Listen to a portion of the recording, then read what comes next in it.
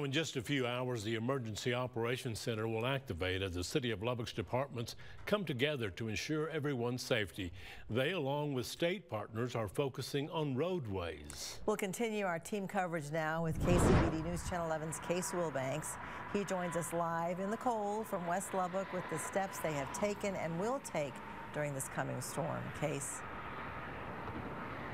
Yeah, Karen and Abner here along the West Loop. We haven't felt anything falling yet, but as you can see, one of the measures that has been taken behind me, that road barricade is one of several that have been placed along the loop and other on-ramps and elevated roadways to shut those areas down tomorrow if that is warranted. It's one area that the city and TxDOT have come together to tackle any challenges that come before safety and mobility tomorrow.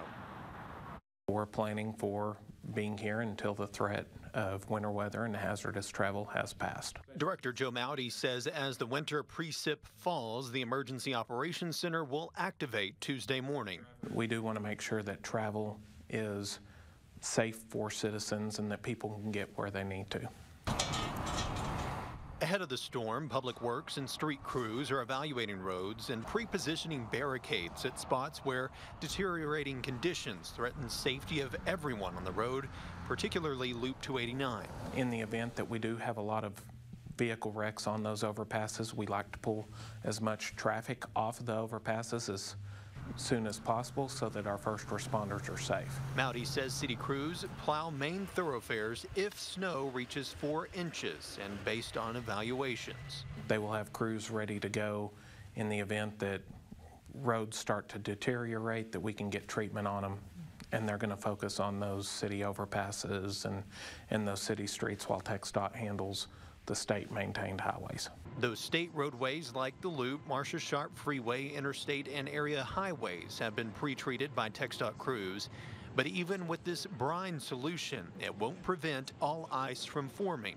So drivers are encouraged to do their part. Take extra time, take it slow, be mindful of those around you, because if you get into a wreck, that does put officers at risk and our firefighters at risk to help you when conditions are bad.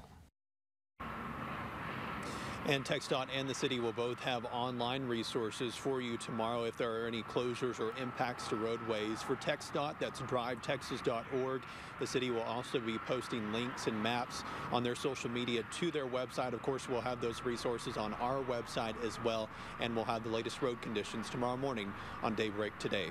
Karen and Abner. Thank you, Case.